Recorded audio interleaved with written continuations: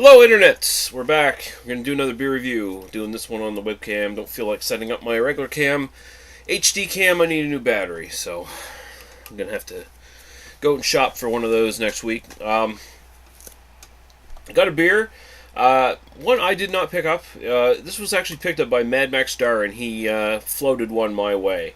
He was nice enough to do it. He actually kind of snuck it into my bag almost. And I'm very appreciative of him doing that because, I mean, the biggest problem about the Rhinos Beer Fest was I couldn't take back all the beer I wanted to take back because although I could have put it in Nick's car as we were driving back, eventually I'd have to unload all that shit and try to carry it onto a bus, and it wasn't going to happen. It just wasn't going to happen.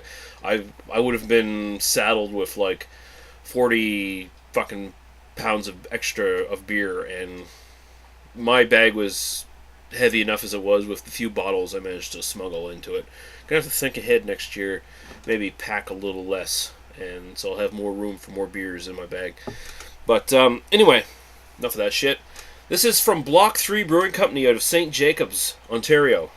They were at the Rhinos Beer Fest, tried their Teabagged by a Ginger, which, interesting name for a beer, and it was actually a very interesting beer as well. I think they actually won a couple of awards for that beer during the fest, if I recall correctly. But this is Block 3 Brewing Company, as I said, packaged on 4/8/14. This is their King Street Saison Ale. Right there. Really nice label. I like that label. 4.6% alcohol by volume. Rhino, I know, particularly likes this one because it's a Saison that is actually at the sort of alcohol level that a real traditional Saison should be at. None of these fucking 7% plus Saisons you see these days. This is the real deal kind of beer that they would give to... actually, it's still a bit strong, but it's closer to what they would have given farmers, workers on farms, substituting that for water because the water wasn't drinkable. So give them these very low alcohol beers, gives them a little bit of energy, doesn't get them drunk, hydrates them, and they can keep fucking doing what they're doing. Good deal. And of course, a Saison is essentially a pale ale. There's no real way to clamp down on this style so much. Just a low alcohol pale ale is generally the traditional way. Every farm had a different one. You could spice the hell out of it any number of different ways. You could sour it, whatever you wanted to do. Usually these days it's sour, tart, and higher in alcohol. But we'll see what we think. Using my Cameron's glass, given to me by the one and only Albino Rhino. And yeah, let's look what we see here. Is that chill haze or what going on there? Trying to decide here. It looks like it is... Wow. The filtering technique on this must be very, very... it's hazy, but the haze is so incredibly small. It's just nice golden straw color. There's definitely some haze in it. It's not chill haze or anything like that on the glass. It's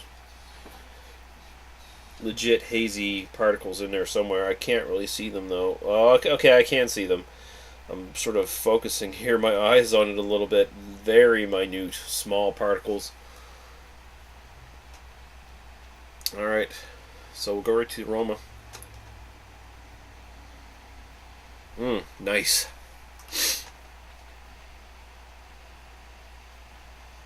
Whew. Dry, weedy,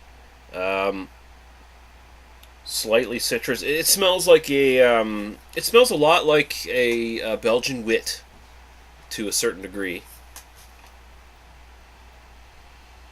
It's got a nice perfumey, sweet, weedy, musty kind of thing going on. I would not be surprised if there's actually wheat in this. I do not know what's actually in this one, but not getting any necessarily any tartness or anything like that, which you may expect from some of these sort of beers from this style. No, it's much more candy-ish, sweet, perfumey, slightly bubblegummy, and sort of a musty wheat backbone to it. I don't know if there's actual wheat in it, but it's what it smells like anyway. Go right to the taste. Cheers.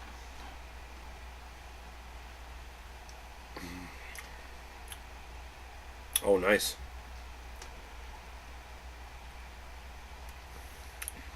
Starts off with that, what you get in the smell, initially starts off right in the taste. You get that sweet, bubblegummy, candy-ish taste. That sort of weedy character, sort of musty, weedy character, immediately drops off, though. It just drops off to this very, very bready, dry character. Like liquid bread crust. And I'm getting a little of that underlying sweetness from the initial taste. Sort of comes back out in the background. It dries you out enough where you want to take more and more of a sip.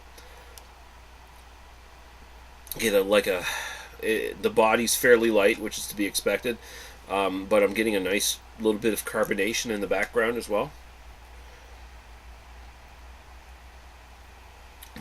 Oh man. Take this over a lager any day. People tell you, oh, lagers are the summer beers. Bullshit. Saisons can equally be the great summer beer you want, and it's got more body, a little bit more body to it, a little bit more character, definitely a lot more flavor than most lagers. Wow.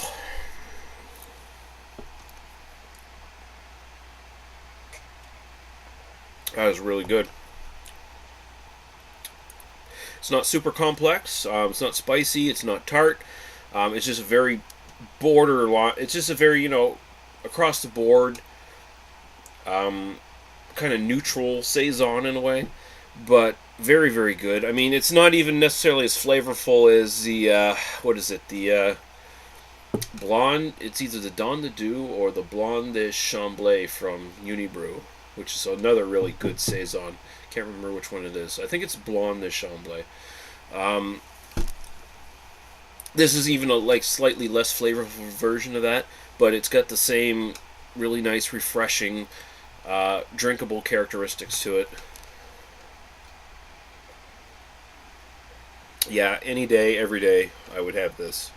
Very, very good stuff from Block 3. I'm going to say 4 out of 5. I really, really like it, honestly.